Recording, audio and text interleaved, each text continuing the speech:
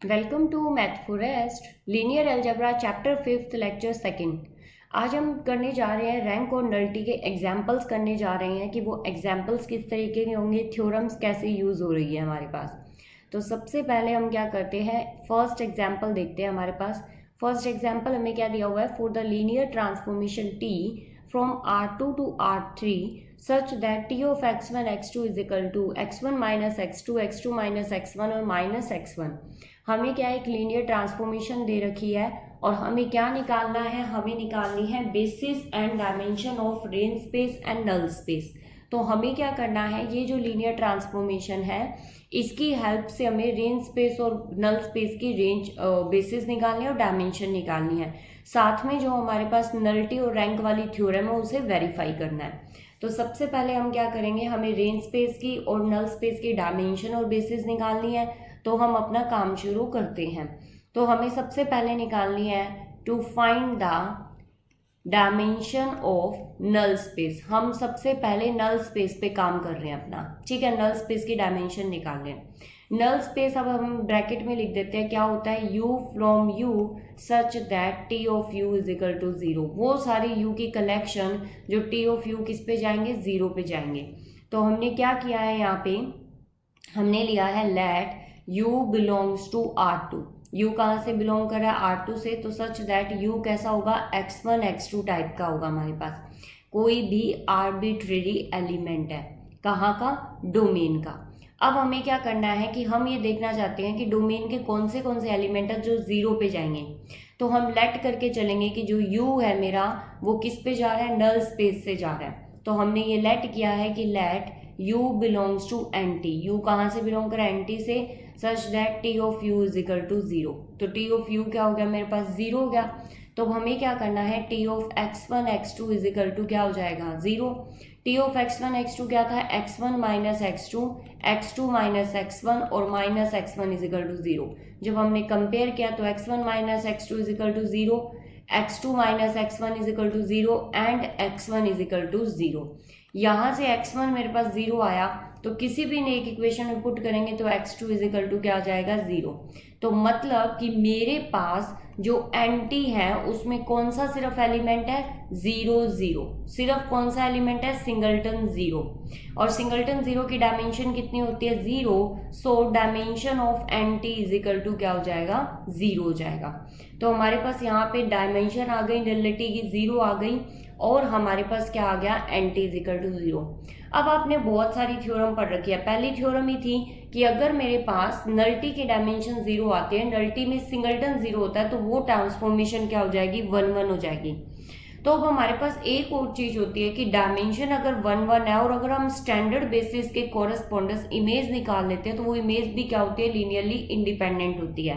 तो वहां से रेंज स्पेस के बेसिस बनाने ईजी हो जाते हैं। तो अब हम सबसे पहले काम कर रहे हैं रेंज स्पेस का, रेंज स्पेस की डायमेंशन निकालनी है और उसके बेसिस निकालने हैं। तो अब हमारा सेकंड स्टेप क्या है, to find the basis and dimension of range space. तो हमें अब RT निकालना है। RT निकालने के लिए हमें क्या करना पड़ेगा, सबसे पहले हम क्या करेंगे, कोड हम रेंज स्पेस का कोई एलिमेंट लेके चलेंगे, फिर हम देखेंगे कि उसके कोरस्पॉन्डेंस क्या क्या बेसिस है, क्या नहीं है। तो हम सबसे पहले क्या करेंगे, यहाँ पे late x1 minus x2 x2 minus x1 और जो माइनस x1 आपका जो हमारे लीनियर ट्रांसफॉर्मेशन थी, फॉर x1 x2 कहाँ से आ रहे हैं, R2 से आ रहे हैं, सच दैट इस एलिमेंट के कोरस्पॉन्डेंस कोई ना कोई प्री इमेज रही होगी। तो वो प्री इमेज क्या है, x1 x2 है। तो t ऑफ x1 x2 क्या है, x1 minus x2 x2 minus x1 और माइनस x1 हो गई आपके पास। तो ये हमारे पास क्या हो गया कि अब हमने क्या लिया है, जो लीनियर ट्रांसफॉर्मेशन है उसकी हेल्प से हम इमेजेस निकालेंगे कोरस्पॉन्डेंस टू स्टैंडर्ड बेसिस। और हमें क्या करना है, अब देखना है कि हमारे पास, हमें ये पता है कि R2 के स्टैंडर्ड बेसिस क्या होते हैं, 1 0 0 1 होते हैं। तो हमने यहाँ पे क्या, let v belongs to RT। मैं कोई रेंज स्पेस का एलिमेंट लेके चली हूँ, दस देयर एग्जिस्ट कोई मतलब इस एलिमेंट के कोरस्पॉन्डेंस कोई प्री इमेज होगी। तो वो कौन सी हुई, x1 x2 जो कहाँ से बिलोंग कर रही है, R2 से बिलोंग कर रही है। Such that v is equal to T of x1 x2, मतलब कि इस एलिमेंट के कोरस्पॉन्डेंस मेरे पास प्री इमेज है। तो x1 x2 क्या है मेरे पास, x1 x2 को आप कैसे लिख सकते हो, x1 1 0 plus x2 0 1, standard basis के लीनियर कॉम्बिनेशन में लिख सकते हो। अब हम क्या करेंगे, यहाँ पे टी ऑफ x1 लगाएंगे, T of x1 x2 is equal to क्या आ जाएगा आपके पास, T of x1 e1 plus x2 e2, क्योंकि ये स्टैंडर्ड बेसिस है तो इसे e1 का नाम दिया, इसे हमने e2 का नाम दिया है। लीनियर ट्रांसफॉर्मेशन दे रखा है तो x1 T of e1 x2 T of e2। तो अब हमारे पास क्या है, वेयर टी ऑफ e1 का मतलब क्या है, टी ऑफ 1 0। तो 1 0 जो हमारी लीनियर ट्रांसफॉर्मेशन है, जब हम उसमें पुट करेंगे तो हमें वैल्यू क्या मिलेगी यहाँ पे, 1 -1 -1। और जब हम टी ऑफ e2 पुट करेंगे, टी ऑफ 0 1 पुट करेंगे, मतलब x1 की जगह 0 और x2 की जगह 1 पुट करेंगे, जो हमें इमेज दे रखी थी, तो वहां पे आएगा -1 1 और 0। मतलब u1 u2 दोनों क्या लीनियरली इंडिपेंडेंट, ठीक है, और t क्या है 1 1 है, तो हमें इमेज सेट मिल गया। इमेज सेट डेफिनेटली क्या होगा हमारा, लीनियरली इंडिपेंडेंट। अगर ये स्पैन कर देगा रेंज स्पेस के एलिमेंट को, v को अगर ये स्पैन कर देगा ये दोनों एलिमेंट, तो हमें क्या मिल जाएंगे, बेसिस मिल जाएंगे। तो अब हमारे पास क्या हो जाएगा, और वैसे भी आपको साफ साफ दिखाई दे रहा है कि रेंज स्पेस की डायमेंशन 2 होगी, क्योंकि R2 की डायमेंशन कितनी है, 2 है। और हमारी रैंक नलिटी की थ्योरम क्या कहती है कि NT प्लस में RT is equal to dimension of R2, तो कितनी हुई 2, ये कितनी थी 0 plus RT is equal to 2। तो यहाँ से आपको आइडिया लग सकता है, ये हमें बाद में वेरीफाई करना है, पर हमें पहले आइडिया लग चुका है क्योंकि ये थ्योरम वैलिड हो चुकी है। तो अब आपको पता है कि 2 ही एलिमेंट हो सकते हैं उसके बेसिस में RT के, तो ये 2 एलिमेंट किसके हैं, रेंज स्पेस के हैं। अगर ये दोनों एलिमेंट लीनियरली इंडिपेंडेंट हो जाते हैं और स्पैन कर देते हैं RT के एलिमेंट को, जो कि हमने आर्बिट्रेरी एलिमेंट V ले रखा है, तो हमारा काम क्या हो जाएगा, खत्म हो जाएगा। तो अब हमें क्या करना है, यहाँ पे T of x1 x2 is equal to क्या था, x1 T of e1 x2 T of e2। तो T of x1 x2 is equal to क्या आया, x1 1 -1 -1 प्लस x2 -1 1 और 0। और ये किसके इक्वल था आपके पास, v के इक्वल था। तो v किसका एलिमेंट था, RT का कोई आर्बिट्रेरी एलिमेंट था, जिसे किसने, और x1 और x2 कहाँ से आ रहे हैं, रियल नंबर से, जो कि फील्ड से आ रहे हैं। और आपके पास क्या हुआ, 1 -1 -1 -1 1 0 के किसके एलिमेंट हमारे पास क्या हो गए, रेंज स्पेस के। तो इन्होंने क्या कर दिया, स्पैन कर दिया किसको, v को। तो v हमारे पास कोई आर्बिट्रेरी एलिमेंट था, since v belongs to RT is arbitrary, therefore हमारे पास क्या हो जाएगा कि हमने ये शो कर दिया कि RT is spanned by, RT किससे स्पैन्ड हो गई, स्पैन्ड बाय 1 -1 -1 एंड -1 और 1 0। अब ये स्पैन हो गया, अगर ये लीनियरली इंडिपेंडेंट है तो डेफिनेटली ये RT की क्या है, बेसिस है। तो हमें क्या करना है, चेक लीनियरली इंडिपेंडेंट। तो हमें क्या करना है, टू चेक लीनियरली इंडिपेंडेंट, तो हमें क्या करना पड़ेगा, A1 1 -1 -1 plus A2 -1 1 0 is equal to 0। A1 A2 A2 A1 A1 is equal to क्या आएगा, 0। तो A1 is equal to 0, A2 is equal to 0। तो हमारे पास ये क्या हो गया, लीनियरली इंडिपेंडेंट हो गया है। लीनियरली इंडिपेंडेंट भी हो गया, स्पैनिंग सेट भी हो गया, तो इट मीन्स ये RT के क्या हो गए, हमारे पास बेसिस हो गई। तो यहाँ पे हमारे पास क्या होता है, 1 -1 -1 एंड 1, आपके पास -1 1 और 0 is a basis of RT। किसके बेसिस हो गए, RT के। So dimension of RT is equal to 2 and dimension of R2 is equal to 2। तो हमारे पास क्या हो गया, देयरफॉर RT प्लस में NT is equal to dimension of R2। तो 2 + 0 इज इक्वल टू 2 क्या हो गया, वेरीफाई हो गया।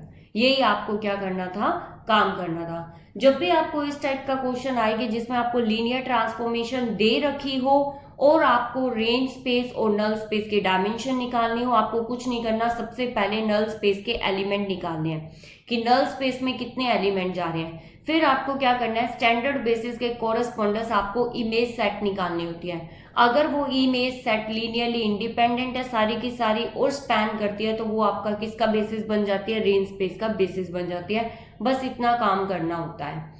और कभी कभी उल्टा भी दे देते हैं, आपको इमेज सेट दी जाती है, बेसिस दिए जाते हैं और आपको लीनियर ट्रांसफॉर्मेशन निकालनी होती है, जो कि आप चैप्टर 4 में कर चुके हो।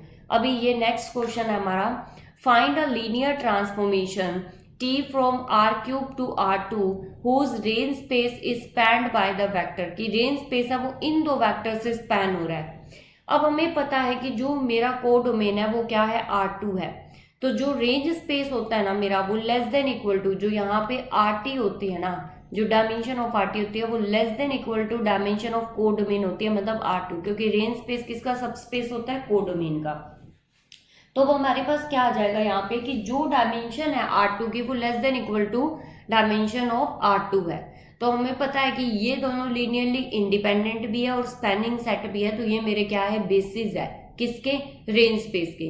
अगर ये लीनियरली इंडिपेंडेंट है तो इनके कोरस्पोंडेंस जो यू के एलिमेंट्स आएंगे वो भी क्या होंगे, लीनियरली इंडिपेंडेंट ही होंगे हमारे पास। तो हम क्या करते हैं, सीधा सीधा इन दो इमेज को स्टैंडर्ड बेसिस के कोरस्पोंडेंस लेते हैं। तो हम सॉल्यूशन करते हैं यहाँ पे, वी नो दैट, हमें एक चीज पता है कि E1, E2, E3 ये किसके बेसिस है, ये हमारे पास बेसिस है R³ के।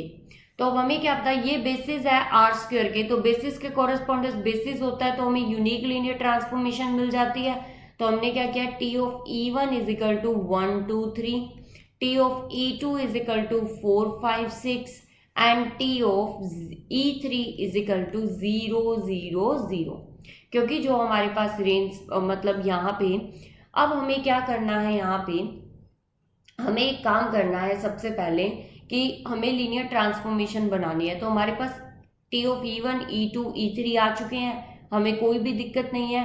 अब हमें पता है कि जो RT है वो किससे स्पैन हो रहा है, इन दोनों से स्पैन हो रहा है, तो हमें इसी का फायदा उठाना है। अब हमें पता है कि RT स्पैन्ड बाय 1 2 3 एंड 4 5 6। तो हमें क्या करना है, यहाँ पे स्पैनिंग सेट में लीनियरली डिपेंडेंट भी हो सकते हैं, तो हम यहाँ पे 4 5 6 और हमने यहाँ पे 0 0 0 भी डाल दिया, ठीक है, क्योंकि स्पैनिंग सेट में कुछ भी हो सकता है, रिपीटेड भी एलिमेंट हो सकते हैं, लीनियरली डिपेंडेंट भी हो सकते हैं। अब हमें पता है कि ये इसके कोरस्पोंडेंस T ऑफ E1 है, इसके कोरस्पोंडेंस ये किसकी इमेज है, T ऑफ E1 की, ये किसकी इमेज है, T ऑफ E2 की, ये किसकी इमेज है, T ऑफ E3 की। तो हम क्या करते हैं, अब सबसे पहले E1 E2 E3 का क्या करते हैं, हम स्पैनिंग सेट ले लेते हैं फॉर ईच। सेम काम वही कर रहे हैं जो हम चैप्टर 4 में करते होते थे। हम कुछ नहीं करते थे, हम पहले इमेज सेट निकालते थे, फिर हम कोई भी एलिमेंट लेते थे डोमेन से, उसे लीनियर कॉम्बिनेशन ऑफ बेसिस में लिखते थे और बोथ साइड T अपनाते थे और वहां से हमें क्या मिल जाती थी, वैल्यू मिल जाती थी। तो और अगर आपके पास स्टैंडर्ड बेसिस नहीं होते थे तो पहले आप ABC की वैल्यू लाते थे in the form of XYZ और फिर आप लीनियर ट्रांसफॉर्मेशन निकालते थे। अगर किसी को लीनियर ट्रांसफॉर्मेशन निकालने में कंफ्यूजन है तो वो बच्चा चैप्टर 4 की वीडियोस देख सकता है। तो फॉर ईच जो हमारे पास एलिमेंट होगा x1 x2 x3 कहाँ से आ रहा है, डोमेन से, तो वो किसके लीनियर कॉम्बिनेशन में लिखा जाएगा, बेसिस के। तो x1 x2 x3 को हम स्टैंडर्ड बेसिस के लीनियर कॉम्बिनेशन में लिख सकते हैं, जो कि हमें पता है कि ये मेरे बेसिस है, स्टैंडर्ड बेसिस। अब हम बोथ साइड क्या अपनाएंगे, T अपनाएंगे। तो x1 T of 1 0 0, x2 T of 0 1 0 plus में x3 T ऑफ 0 0 1। अब हमें पता है कि T of x1 x2 x3 is equal to क्या है, x1 T of E1 x2 T of E2 x3 T of E3। तो यहाँ पे क्या आएगा, x1 1 2 3 x2 4 5 6 प्लस में x3 0 0 0। तो इज इक्वल टू क्या आ जाएगा, x1 प्लस में 4x2 2x1 प्लस में 5x2 3x1 प्लस में 6x2। ये आपका क्या आ गया, लीनियर ट्रांसफॉर्मेशन आ गई है, जो कि काफी इजी है। हर बार आपको ऐसा ही करना होता है जब लीनियर ट्रांसफॉर्मेशन आप निकालते हो। अगर आपको स्टैंडर्ड बेसिस के कॉरेस्पॉन्डेंस में नहीं दिया जाता तो आप सबसे पहले क्या करते हो, u को उन लीनियर कम्बिनेशन में, बेसिस के लीनियर कम्बिनेशन में लिखते हो, फिर वैल्यूज निकालते हो a b c की in the form of x1 x2 x3, और फिर सेम स्टेप अपनाते हो जो अभी हमने किया है। तो नेक्स्ट क्वेश्चन क्या है हमारे पास, नेक्स्ट है कि if t from R4 to R3 is a linear transformation. अब हमें लीनियर ट्रांसफॉर्मेशन दे रखी है, मतलब कि लीनियर ट्रांसफॉर्मेशन दे रखा है t, हमें लीनियर ट्रांसफॉर्मेशन निकालनी है क्योंकि हमें सिर्फ स्टैंडर्ड बेसिस के कॉरेस्पॉन्डेंस इमेज दे रखी है। अब हमें खुद स्टैंडर्ड बेसिस के कॉरेस्पॉन्डेंस इमेज दे रखी है, तो हमें क्या निकालना है, इसको वेरीफाई करना है। तो इसको वेरीफाई करने के लिए नल स्पेस निकालना पड़ेगा और रेंज स्पेस निकालना पड़ेगा, जो कि नल स्पेस निकालने के लिए तो हमें लीनियर ट्रांसफॉर्मेशन चाहिए ही चाहिए। जो लीनियर ट्रांसफॉर्मेशन है वो हम बाद में निकालेंगे, सबसे पहले हम रेंज स्पेस के एलिमेंट्स निकालेंगे। तो हमारे पास क्या है सॉल्यूशन, वी नो दैट, अब हमें पता है कि डायमेंशन ऑफ जो रेंज स्पेस होती है वो less than equal to dimension of R cube होती है। तो डायमेंशन ऑफ आर टी है वो लेस देन इक्वल टू 3 होगा, हमें इतना पता है। पर हमें यहाँ पे रेंज स्पेस के कितने एलिमेंट पता है, 1 2 3 4। तो हमें पता है कहीं ना कहीं इन चारों में से एक लीनियरली डिपेंडेंट जरूर होगा, उसी का यूज करना है बस हमें। तो हमें सबसे पहले क्या करना पड़ेगा, स्पैनिंग सेट दिखाना है कि ये स्पैनिंग है, फिर इनमें से ये दिखाना है कि लीनियरली इंडिपेंडेंट सिर्फ 3 होंगे या 2 होंगे या 1 होगा, क्योंकि लेस देन इक्वल टू 3 है ना, तो मैक्सिमम 3 हो सकता है, उससे छोटे भी हो सकते हैं। तो जितने लीनियरली इंडिपेंडेंट निकलेंगे उतना ही हमारा क्या हो जाएगा, बेसिस हो जाएगा। तो सबसे पहले हमें स्पैनिंग सेट दिखाना है। स्पैनिंग सेट आपको पता है हमने फर्स्ट क्वेश्चन में किया था, बहुत आसान है। तो हम क्या करते हैं, लेट v फ्रॉम कहाँ से आ रहा है, RT से, बी आर्बिट्रेरी एलिमेंट है, there exist a pre image, इसके कोरस्पॉन्डेंस एक प्री इमेज एग्जिस्ट करेगी जो कहाँ से आएगा हमारे पास, R4 से। तो x belongs to R4 such that v is equal to T of x। तो v किसके इक्वल हो जाएगा हमारे पास, टी ऑफ x के इक्वल हो जाएगा। तो जो x है वो R4 से आ रहा है, तो वो कैसा टप्पल का होगा, 4 टप्पल का होगा। तो हमारे पास क्या हो गया, now x from to R4 such that x is equal to x1 x2 x3 x4। तो x1 x2 x3 x4 है वो किसके लीनियर कॉम्बिनेशन में लिखे जाएंगे, बेसिस के। और बेसिस कौन दे रखे हमें, स्टैंडर्ड बेसिस। तो हमारे पास x1 1 0 0, x2 0 1 0 0, x3 0 0 1 0 प्लस में x4 0 0 0 1। तो हमारे पास बोथ साइड हम t लगा देंगे, t of x is equal to x1, ये क्या है E1, तो t ऑफ E1, क्योंकि हमारे पास लीनियर ट्रांसफॉर्मेशन दे रखी है तो हम ज्यादा टाइम वेस्ट नहीं करेंगे, बोथ साइड t लगाओ फिर वेरिएबल बाहर निकालो, ये सब स्टेप आपको पता है। t of E2 x3 t of E3 plus में x4 t of E4, t of x is equal to x1, t of E1 की वैल्यू क्या दे रखी है हमें, 1 1 1, t ऑफ E2 की वैल्यू में क्या दे रखी है, 1 -1 1, प्लस में t ऑफ E3 की वैल्यू क्या दे रखी है, 1 0 0, और t ऑफ E4 की वैल्यू 1 0 1। तो अब हमें पता है कि जो t ऑफ x था वो किसके इक्वल था, v के, और v किसका एलिमेंट था, RT का। तो सो v हमने कैसे कर दिया, लीनियर कॉम्बिनेशन किस में लिख दिया हमने, यहाँ पे 1 1 1 1 -1 1 1 0 0 1 0 1। तो हमारे पास क्या हुआ, v कोई RT था, आर्बिट्रेरी एलिमेंट था, कैन बी एक्सप्रेस्ड, किस में लिखा गया है, can be expressed as a linear combination of 1 1 1 1 -1 1 1 0 0, तो 1 0 1। इट मीन्स हमारे पास क्या हुआ कि स्पैनिंग सेट आ चुका है RT का। तो हमारे पास क्या हुआ, RT स्पैन्ड बाय, RT किससे स्पैन्ड हो रहा है, 1 1 1 1 -1 1 1 0 0 एंड 1 0 1 से। बट वी नो दैट, हमें एक चीज पता है कि डायमेंशन ऑफ RT है वो लेस देन इक्वल टू 3 है। तो हमारे पास मैक्सिमम लीनियरली इंडिपेंडेंट एलिमेंट कितने हो सकते हैं? 3। तो हम पहले 3 उठा लेते हैं, क्या पहले 3 मेरे लीनियरली इंडिपेंडेंट है या नहीं है। फिर कोई ज़रूरत नहीं है, फिर हम आखिरी 3 भी उठा सकते हैं। अगर इनमें से डेफिनेटली इनमें से एक लीनियरली डिपेंडेंट एलिमेंट है, तो हमें कोशिश करनी है कि हमें वो एलिमेंट रिमूव करना है, बाकी लीनियरली इंडिपेंडेंट निकालने की कोशिश करनी है। तो अब हम क्या कर रहे हैं, वी चेक 1 1 1 1 -1 1 एंड 1 0 0 कि लीनियरली इंडिपेंडेंट है या नहीं है। तो इसे हम 3 तरीके से कर सकते, मतलब 2 तरीके से कर सकते हैं। तो एक A1 1 प्लस में B1 -1 plus C1 0 0 is equal to 0। A plus B plus C, A minus B, और यहाँ पे कितना आ जाएगा, यहाँ पे A plus B is equal to क्या आ गया, 0। तो A plus B plus C is equal to 0, A minus B is equal to 0, A plus B is equal to 0।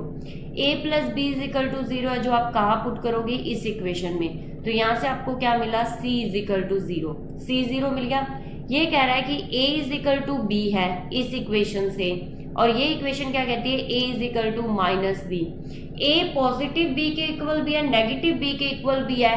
Real number में ये तभी पॉसिबल होता है जब वो 0 होता है। तो यहाँ से क्या कंक्लूजन निकलता है, A इज इक्वल टू 0 तो B इज इक्वल टू 0। तो A B C तीनों क्या आ गए, आपके पास 0 आ गए। और आप मैट्रिक्स मेथड भी अपना सकते हो कि मैट्रिक्स बना के और आप कर सकते हो कि ये मैट्रिक्स का डिटर्मिनेंट नॉन जीरो है तो ये लीनियरली इंडिपेंडेंट। हमने सिंपल स्टैंडर्ड मेथड अपनाया है जिससे हमने प्रूव कर दिया कि जो मेरा 1 1 1 1 -1 1 and 1 0 0 is a linearly independent and spans, किसको स्पैन कर रहा है, RT को। so it is a basis of, किसके बेसिस हो गए, RT के बेसिस हो गए। तो RT के बेसिस अब आ चुके हैं हमारे पास। तो जो हमारे पास रो T है वो कितना हो गया, 3, क्योंकि डायमेंशन ऑफ रैंक कितनी होती है, जितने बेसिस में एलिमेंट होते हैं। तो बेसिस कितना हो गया, 3।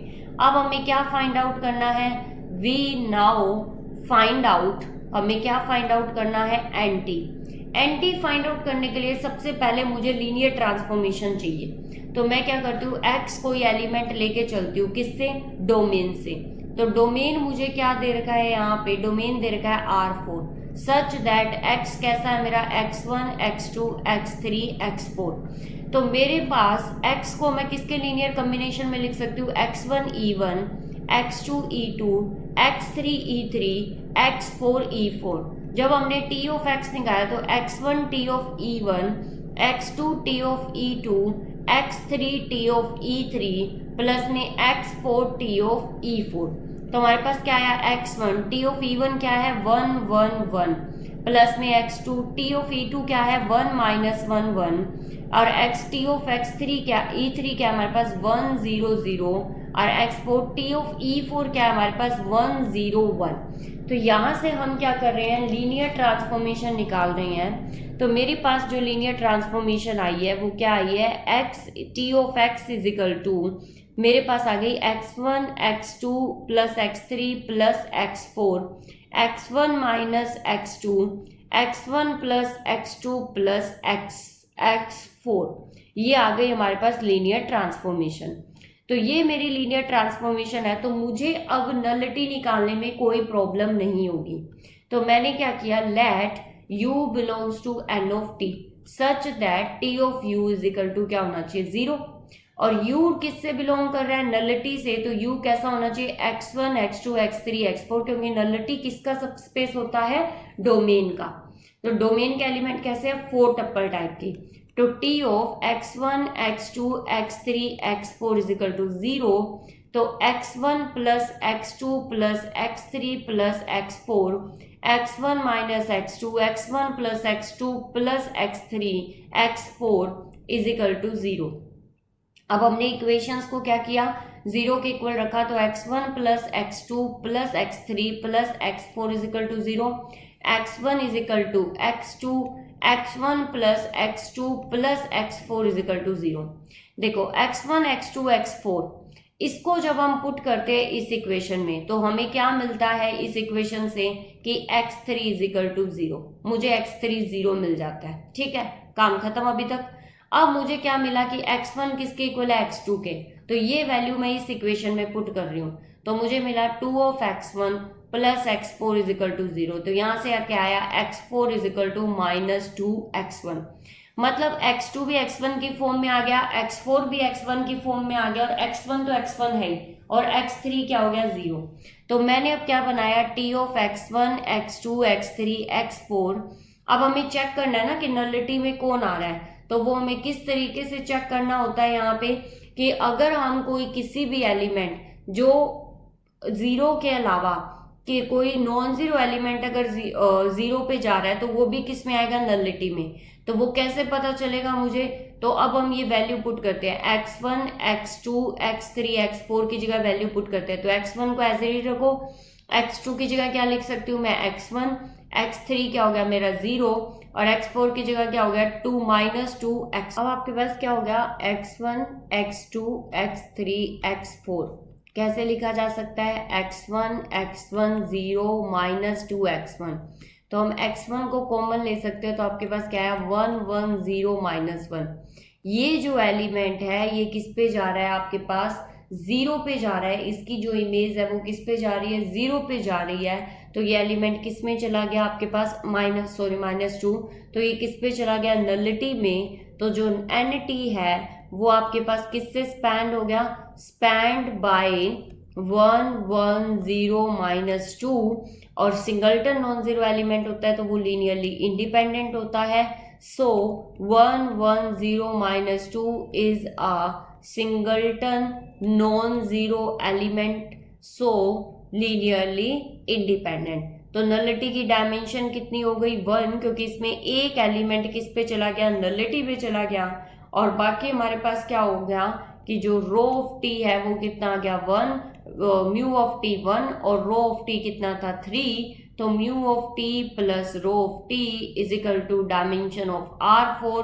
तो क्या आ गया हमारे पास, 1 + 3 इज इक्वल टू 4। तो हमारे पास क्या हो गया, वेरीफाई हो गया। नेक्स्ट आपके पास क्या आता है, let V be the vector space of 2 × 2 matrices over R। कि मुझे V एक वेक्टर स्पेस दे रखा है जो 2 × 2 की मैट्रिसेस है, जिसके एलिमेंट कहाँ से आ रहे हैं, रियल नंबर से। Let M is equal to 1 -1 -2 2। Let T जो है वो हमारा मैट्रिसेस से मैट्रिसेस पे जा रहा है, मतलब 2 क्रॉस की मैट्रिसेस से 2 क्रॉस की मैट्रिसेस पे जा रहा है, और लीनियर ट्रांसफॉर्मेशन हमें दे रखी है। और वो लीनियर ट्रांसफॉर्मेशन किस टाइप की है, T of A is equal to M of A type की है। For all A belongs to V। A कहाँ से आ रहे हैं, डोमेन से आ रहे हैं। Find the basis and dimension of range space and null space. बहुत ही आसान है, बिल्कुल सेम।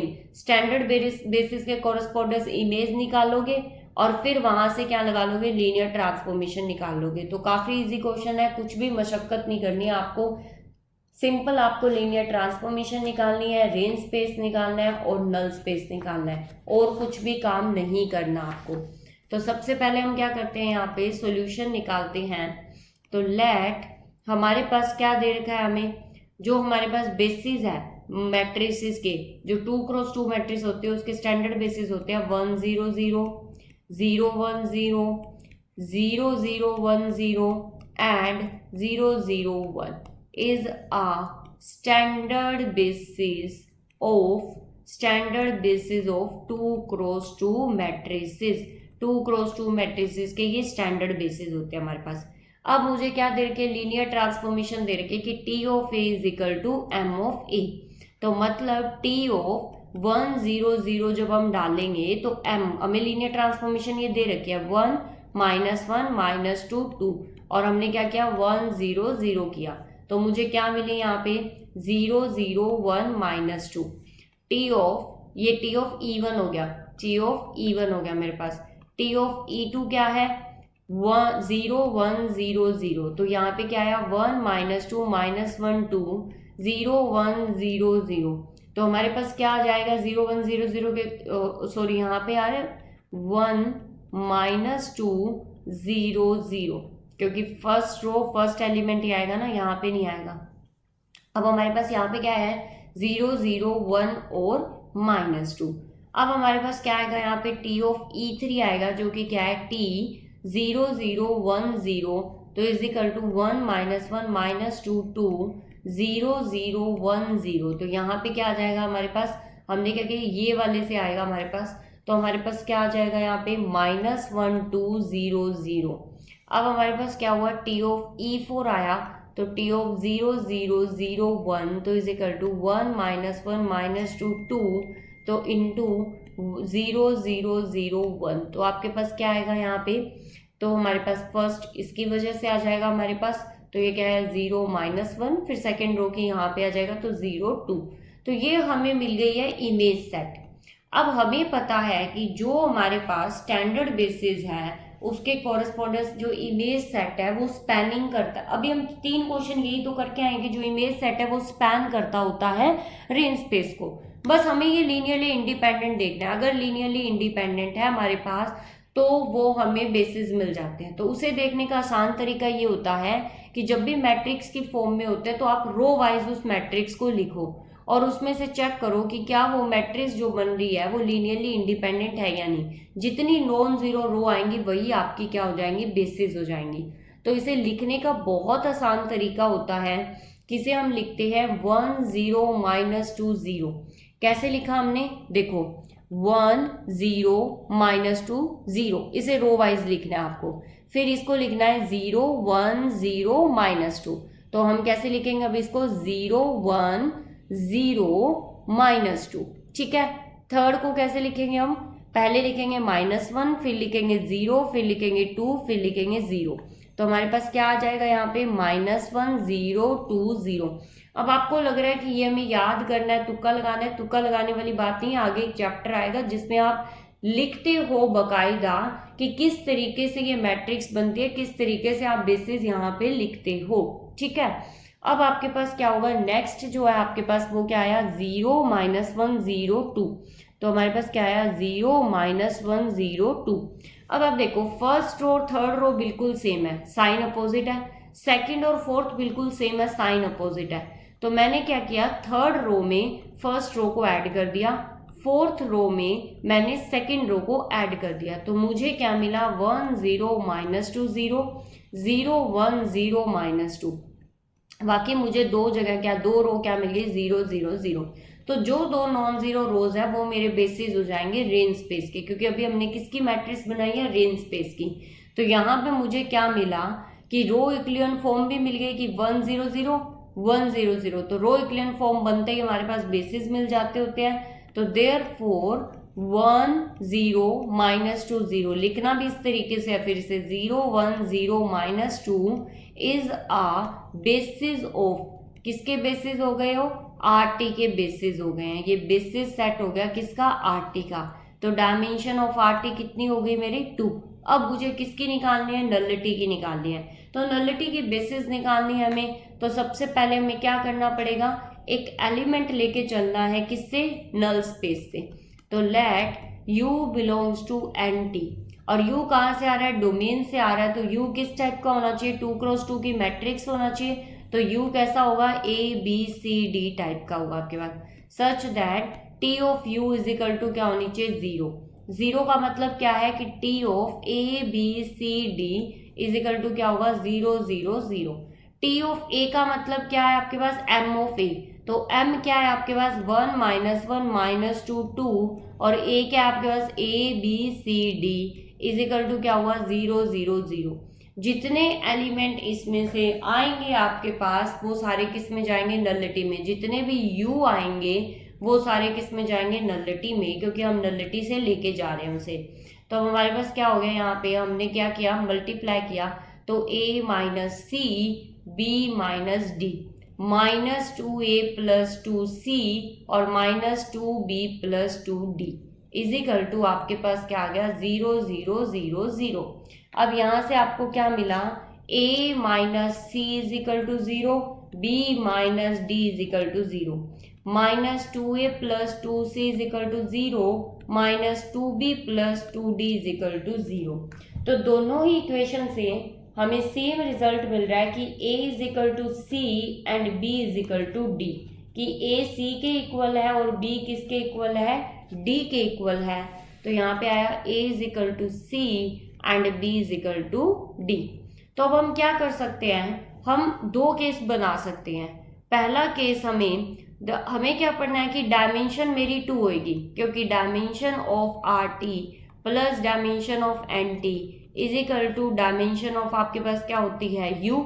हमें पता है कि डायमेंशन ऑफ आर टी 2 आ चुकी है, नलिटी हमें निकालनी है। डायमेंशन यू कितनी है 4, क्योंकि 2x2 की मैट्रिसेस के बेसिस कितने थे 4, तो जो नलिटी है उसकी डायमेंशन 2 आनी चाहिए। तो अब हमें पता है कि हम कैसे कर सकते हैं इसको, कि हमने पहला केस लिया है if c is equal to 1 and d is equal to 0।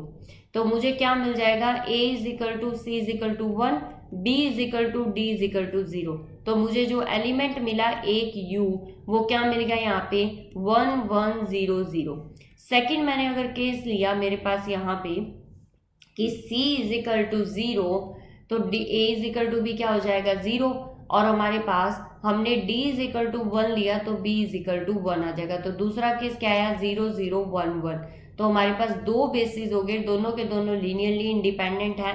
तो नल स्पेस में कितने एलिमेंट आ गए हमारे पास, बेसिस ऑफ एंटी इज कितना आ गया 1 1 0 0 एंड 0 0 1 1। ये आपके पास क्या हो गए, बेसिस ऑफ एंटी हो गए।